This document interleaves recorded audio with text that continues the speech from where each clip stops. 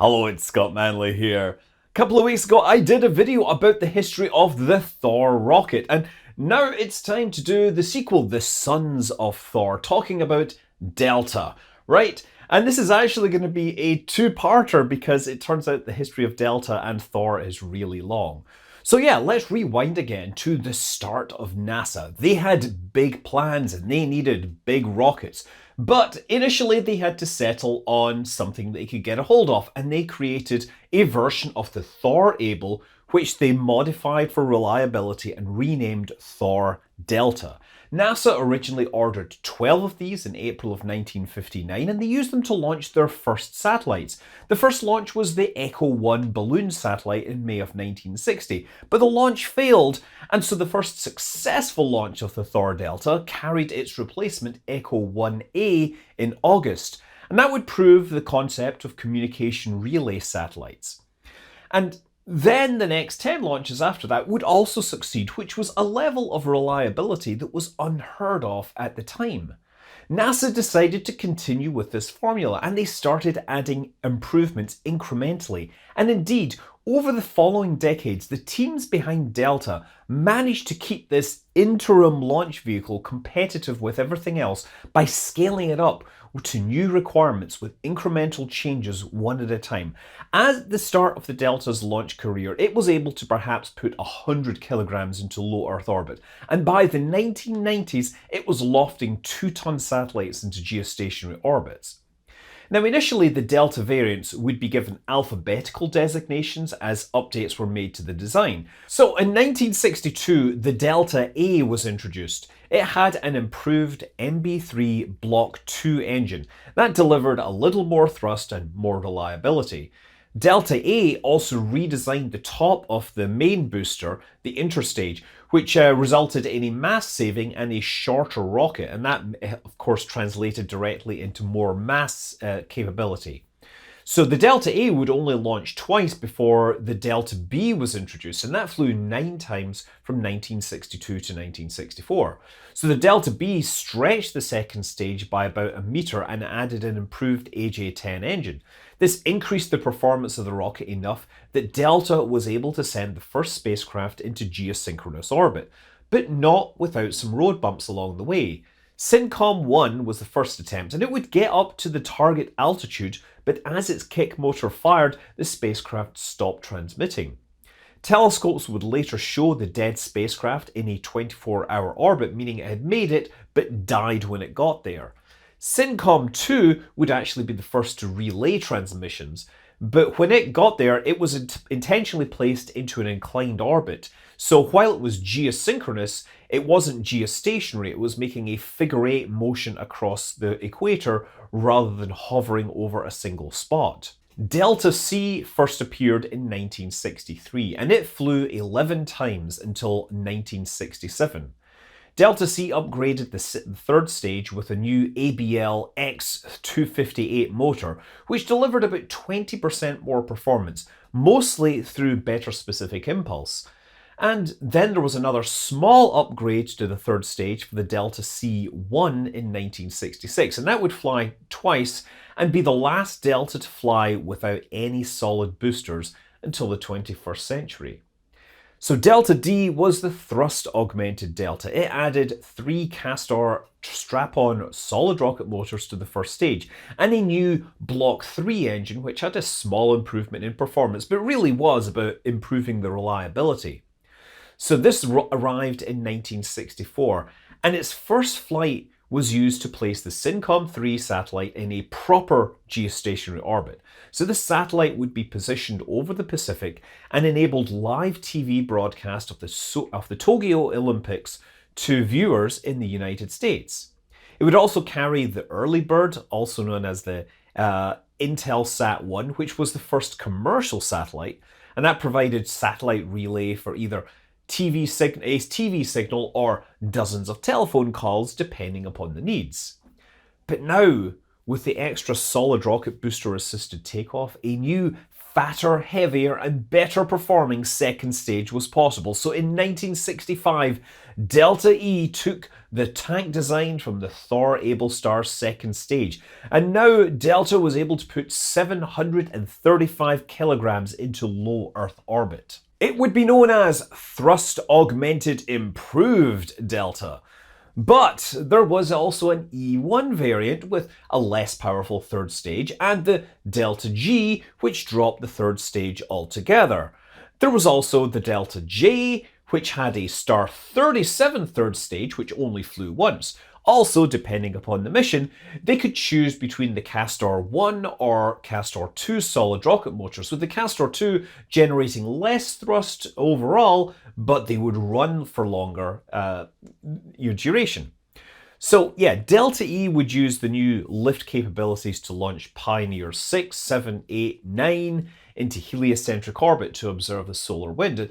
These spacecraft would continue to operate well into the 1980s, with Pioneer 7 observing the interaction of Halley's Comet tail with the solar wind in 1986. And Pioneer 6 was still broadcasting telemetry when they checked in the year 2000 on its 35th anniversary. So 3 Delta E's would also launch weather satellites from Vandenberg in 1966 and 67. These would be the first Deltas to launch from the West Coast, which was still calling them Thor Delta back then. So by 1965, there was a huge variety of Delta options available to match the mission requirements. The Thrust Augmented Improved Delta was one of the most reliable rockets that NASA had, but it was nearing the limits of its capabilities of that first stage, which had been designed to be small for logistical reasons, namely loading them onto planes to take to Britain. In 1966, NASA borrowed another update that had been tested and perfected by the Air Force, the long tank Thor, stretching the first stage and removing that taper. In the Air Force, this was paired with the Agena, but NASA kept the simpler Delta upper stages and created 3 more new variants, differentiated by the third stage. So Delta N would be the long tank booster and the Delta second stage, but with no third stage.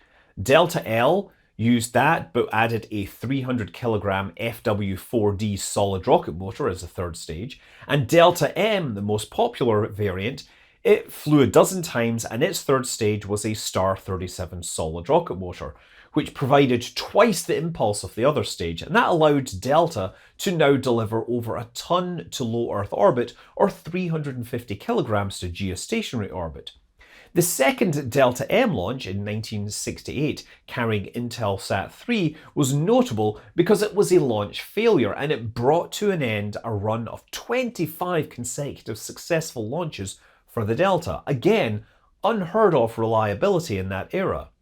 In the 1970s, the payload was again boosted by the arrival of the N6 and M6 variants, which doubled the number of solid boosters to 6. These would use a staggered ignition process where 3 of the boosters were lit on the ground, and when those burned out, 3 more would be lit in the air before all 6 were ejected in one event. The N6 was used to launch the improved Tyros, or ITOS, weather satellites in the early 1970s, which were operated by the newly created National Oceanic and Atmosphere Administration, or NOAA. Then in 1972, that was the year that Delta really came into its own, for several reasons. First of all, McDonnell Douglas, they introduced a new naming scheme which would use a 4-digit number to specify what stages were involved. No longer were we talking about A, B, C, or D and some magical invocation. It was a number which told us what they were. The first digit would be the type of the first stage and the boosters attached. The second would be the number of strap-on boosters used. The third digit would tell us what the second stage was, and then the fourth digit would tell us what the third stage was. So one of the first variants that flew under this scheme was just the Delta 900, and that was in 1972, with an implicit first digit of 0. This used 9 first stage boosters with 6 lighting at launch and 3 in flight, and no third stage. And this was used to orbit Landsat 1 from Vandenberg. So this flight of the Delta 900 was the moment that Delta really came into its own, rather than simply being an offshoot of the Thor program. McDonnell Douglas were developing improvements for Delta that weren't simply hand-me-downs from the Air Force Thor. The Delta 900 flew with a new guidance system, new updated second stage with an engine that was derived from the Titan Trans stage, and that would actually be the baseline going forwards. There were also flights by the Delta 300, which, of course, you now know had only 3 strap-on boosters. 1972 also saw the introduction of the extended long tank Delta, which added another 3 meters to the length of the booster and introduced an entirely new method of manufacturing the tanks using a triangular isogrid pattern that was machined into the panels, which meant the tank's stretch didn't actually add that much mass overall, while adding a lot more fuel capacity. A new second stage option was also introduced, and the second stage in the new Deltas would be hung inside the interstage, which was the same diameter of the rest of the rocket. And this meant that the whole rocket was now a constant diameter all the way up through to the fairing. This would be known as the straight 8 Delta, in contrast to the previous generations. So, under the new numerical designation system, this transformation of the first stage booster meant that it marked the introduction of the 1000 series Deltas. The first launch of this was in September of 1972 with Explorer 47 on a Delta 1604, the 4 representing the Star 37E third stage that was needed to push the spacecraft into its high Earth orbit. The first straight 8 Delta was the Canadian Anik A1 communications satellite on a Delta 1914, launched into geostationary orbit in November of 1972. So the next evolution for the 2000 series in 1974, this replaced those aging MB3 engines with the RS-27. These RS-27 engines were originally H1 engines for the Saturn 1B. There was 8 of them on each Saturn, and dozens of them were left over as the Apollo program was wound down. The straight 8 second stage would now be powered by the TRW TR201 engine, and that also traced its history to the Apollo program. It was derived from the Lunar Module Descent engine. So while these were more hand-me-downs from other programs, but Delta benefited greatly from them, with the new engines enabling 1.8 tons to low Earth orbit and 700 tons to geostationary orbit. In 1974, the first Delta 2000 launched Skynet 2A, a British military satellite. Unfortunately, there was a failure in the second stage, which resulted in the spacecraft ending up in an unstable orbit. While the investigation would place the blame on an improperly coated circuit board, I'm pretty sure they skipped over all those claims about time traveler from the future trying to change history. The Delta 2000 series would launch satellites for other US allies, Canada, France, other NATO members, and so on and so forth. But Japan, they had a different idea. Japan licensed the Delta design and created their N1 rocket, not to be confused with the Soviet N1. So the N1, or Nippon 1, was essentially a copy of the Delta M, but with all the parts fabricated by Japanese manufacturers, with a few small exceptions for security reasons. The first stage, for example, was built by Mitsubishi Heavy Industries. The engine was built by Ishikawa Jimmy Harima Heavy Industries. Nissan made the solid motors. And the N1 would debut in 1975 and launch successfully 6 times, including Japan's first geostationary satellite, Kiku 2. There was one more launch of the N1, which failed when the third stage collided with the satellite after separation.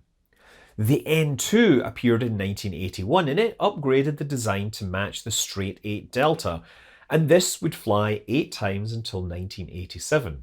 Finally, Japanese engineers created the H1, and this was more than just a copy of the existing Delta. It replaced the upper stage with a new hydrogen-fueled stage powered by a homegrown LE5 engine, which could be restarted in space. So the H-1 could deliver 1.1 tons to geostationary transfer orbit, better than the Delta it was derived from.